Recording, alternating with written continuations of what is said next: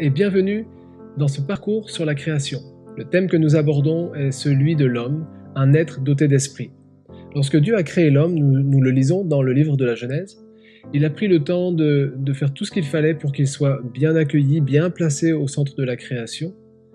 Et la Bible nous dit que l'œuvre s'est terminée, s'est achevée par ce moment où Dieu lui a donné de prendre vie. On va y venir dans un instant. Avant de voir ça ensemble, je voudrais te raconter comment un jour, alors qu'avec mes 2 garçons les plus jeunes, on est allé en ville, je me suis rendu dans une boutique, celle de mon opérateur, et la vendeuse qui m'a reconnu est venue avec 2 smartphones qu'elle a donnés à mes enfants pour qu'ils jouent avec. C'était des factices, ils renouvelaient leur vitrine et donc cela a été à jeter. Voilà. On ressort, je prends ces smartphones, j'en prends un, je regarde les détails, la coque, la finition, tout y est, les boutons, tout est comme un vrai, même l'écran semble réaliste avec cette image qui est imprimée dessus. On dirait vraiment de vrais smartphones. Mais en réalité, ils ne pouvaient entrer en communication avec aucun autre smartphone. C'était impossible tout simplement parce qu'ils sont faits simplement de plastique et d'éléments passifs. La réalité, c'est que pour qu'un smartphone fonctionne, il faut qu'il soit doté d'éléments électroniques, comme tu le sais. Alors, ça me fait penser à quelque chose, c'est que si Dieu avait voulu juste nous donner une forme jolie, il aurait pu faire de nous des êtres formés. Mais il a voulu que nous soyons des êtres vivants, parce qu'il voulait qu'on entre en communication, en communion avec lui.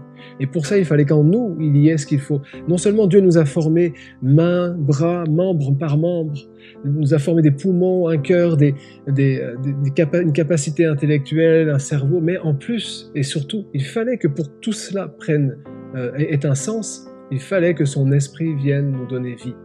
Et c'est ce qu'il a fait. De la même manière que pendant 5 jours et demi, Dieu a préparé toute la création pour accueillir l'homme, parce que c'était cette finalité-là qu'il visait. De la même manière, Dieu a créé le corps de l'homme, membre par membre, en visant cette finalité, le moment où il allait mettre son esprit en nous. Et c'est la raison pour laquelle tu dois faire de cette vie spirituelle une priorité, parce que c'est la priorité de Dieu. L'Esprit de Dieu en toi, c'est ce qu'il a voulu. C'est la raison pour laquelle quand tu es né de nouveau, il s'est passé quelque chose de miraculeux, d'extraordinaire, c'est que tu entres à nouveau dans le projet ou dans la dimension spirituelle que Dieu a voulu. Dans Jean chapitre 3, Jésus rencontre Nicodème. Ils échangent ensemble et Nicodème se pose des questions sur le salut. Et tu sais, c'est le moment où Jésus dit, si tu veux être sauvé, voilà, il faut que tu naisses de nouveau. Et il explique en disant, si un homme ne naît d'eau et d'esprit, il ne peut pas entrer dans le royaume des cieux. Pour expliquer ce qu'est naître de l'esprit, Jésus dit, le vent ou l'esprit souffle où il veut.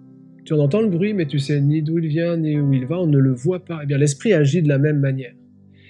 Il faut naître de l'esprit. Quand tu es né de nouveau, l'Esprit de Dieu est venu en toi ranimer quelque chose qui était desséché. Quand il y a eu cet épisode tragique et malheureux de la désobéissance, quand Adam et Ève se sont éloignés de Dieu en désobéissant au seul commandement qu'ils avaient reçu, eh bien l'Esprit de Dieu s'est retiré et l'Esprit de l'homme s'est desséché pour perdre tout cet intérêt qu'il y avait d'une communion complète et constante avec Dieu. Mais quand Jésus est venu nous sauver et qu'il a pardonné nos péchés, l'Esprit de Dieu pouvait à nouveau venir dans nos vies et nous rendre capables de communion avec Dieu. S'il y a quelque chose sur lequel il faut veiller, c'est bien sur notre vie spirituelle et l'Esprit que Dieu a mis en toi. Je voudrais laisser un passage sur ton cœur, c'est l'apôtre Paul, chapitre 2 de la première épître aux Corinthiens, qui dit ceci. « Qui donc, parmi les hommes, connaît les choses de l'homme, si ce n'est l'Esprit de l'homme qui est en lui. De même, personne ne connaît les choses de Dieu, si ce n'est l'Esprit de Dieu. » L'Esprit que Dieu a mis en toi te permet de connaître les choses de Dieu. C'est cette réalité que tu dois protéger à tout prix. Attention, ta nouvelle naissance n'est pas une expérience dans le flot de tes journées dont tu dois te souvenir. C'est le démarrage d'une nouvelle vie et ta vie spirituelle, ta sensibilité à l'Esprit doit grandir pour que tu connaisses les choses de Dieu par l'Esprit de Dieu.